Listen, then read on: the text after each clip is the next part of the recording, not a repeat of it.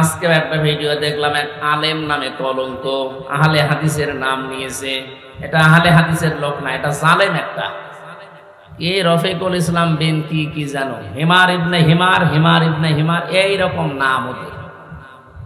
এই লোকটা বক্তব্য দিচ্ছে আবু সাইদ নামে, এ নাকি আত্মহত্যা করেছে, এ শহীদ হয়। কি করে মরলে শহীদ হবে আপনি বলেন তো দেখি? বিশ্ব নবী জানিয়েছেন দেওয়াল চাপা পড়ে মরলে সে শহীদের মর্যাদা পায়, পানিতে ডুবে মরলে শহীদের মর্যাদা পায়, পাহাড় থেকে পড়ে মরে গেলে শহীদের মর্যাদা পায়, অ্যাক্সিডেন্টে মরে গেলে শহীদের মর্যাদা পায়, আগুনে পুড়ে পড়লে শহীদের মর্যাদা পায়। আর জালেমের জুলুমের সামনে নিজের বুক পেতে জীবন দিয়ে চলে গেল দুনিয়া থেকে, তাকে আপনি শহীদ বলতেও রাজি না। আপনাকে আর একবার মরে দেখানো লাগবে যে এই যে আমি শহীদ হলাম। এটা কি ইয়ার কি মারা জিনিস? আপনি যদি সত্যি এ কথা এরকম সেন্সে বলে থাকেন, আপনার ঈমান নষ্ট হয়ে গেছে। কারণ শহীদ এ শব্দটা অনেক দামি শব্দ। খুব ভালো করে খেয়াল করবেন, আলেম যারা আছেন তাদেরকে বলছি, খুব ভালো করে খেয়াল করবেন। ঠাট্টা বিদ্রুপ করার জিনিস না। শহীদ এ শব্দটা আন্দাজে যাত্রার নামে লাগালেও হবে না। ব্রাহ্মণবাড়িয়ায় আসার সময় দেখেছি একবার যে লেখা আছে কবরের পাশে, শহীদ ধীরেন্দ্রনাথ চন্দ্র। বলেন তো, এক নাম শুনেই বোঝা যাচ্ছে যে কয় নাম্বার শহীদ। হয়তো চান্দার টাকা ভাগাভাগি করতে যে মরে গেছে শহীদ। এবার আসেন যে তথ্য কোরআনে আল্লাহ দিয়েছেন, আপনাদেরকে বলছি, আপনি হয়তো এইভাবে চিন্তা করেননি। দেখেন তো আমার এই থিওরিটা মেলে কিনা।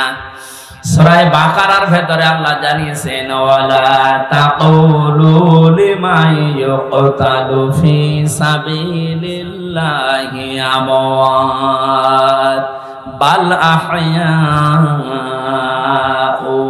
ওয়ালাকিন লা তাশউরুন। খুব খেয়াল করে শুনুন। মানুষ কথা বলে যেহেতু মুখ দিয়ে, এজন্য আল্লাহ মুখের উপরে নোটিশ জারি করে দিয়েছেন, হে পৃথিবীর মানুষেরা, এটা বহুবচন, ওয়ালা তাকুলু, কেউ বলবা না। কে বলছে? কেউ বলবা না এই কথা। যে মানুষগুলো আমি আল্লাহর রাস্তায় শহীদ হয়েছে, জীবন দিয়েছে, এদেরকে মৃত বলবা না যে এমনি এরা মরে গেছে, না। বাল আহয়াউন, বরং এরা জীবিত।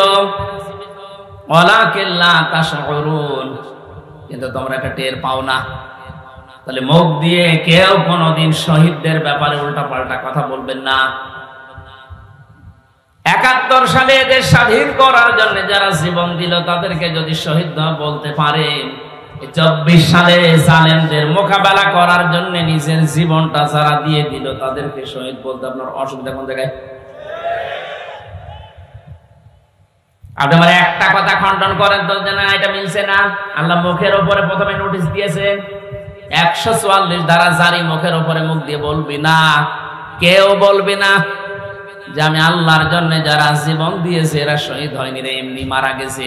এদেরকে মৃত বলা যাবে না। কেন মৃত বলা যাবে না? কারণ এরা জীবিত। জীবিত কেমন করে? সূরা আলে ইমরান ৪ নম্বর পারার ১১ নম্বর পৃষ্ঠার ৯ নম্বর লাইনে আছে, মানুষের মুখ দিয়ে কথা বলার পরে আর একটা ধারণা করার জায়গা আছে মানুষের, সেটার নাম অন্তর। ধারণা করে কি দিয়ে? বলেন বলেন।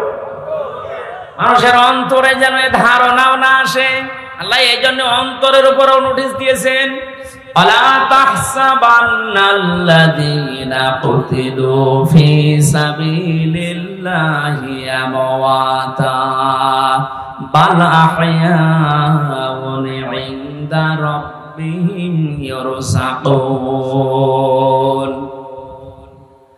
আল্লাহ পাক বলেন, হে পৃথিবীর মানুষেরা, কেউ কোনদিন ধারণাও করবা না অন্তর দিয়ে যে আমি আল্লাহর জন্য যারা শহীদ হয়েছে এদের মরে গেছে। নাই বলবা না, বলা তো যাবে না, ধারণাও করা যাবে না। কেন? বরং তারা জীবিত, ইনদা রাব্বিহিম ইরযাকুন, এবং তারা তাদের রবের কাছে রিজিক পাচ্ছে। আমি প্রশ্ন করি আপনাদেরকে, মানুষ ঘুমিয়ে থাকলে খাওয়া লাগে? কথা বলেন না কেন? জীবিত থাকলে জেগে থাকলে খাওয়া লাগে।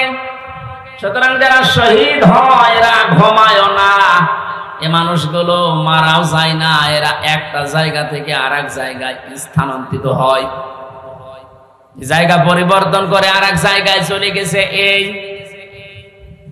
মানুষগুলো জীবিত আছে, চিন্তা আছে, এবং শুধু জীবিত না, আল্লাহ নিজে তাদেরকে খাওয়াচ্ছে।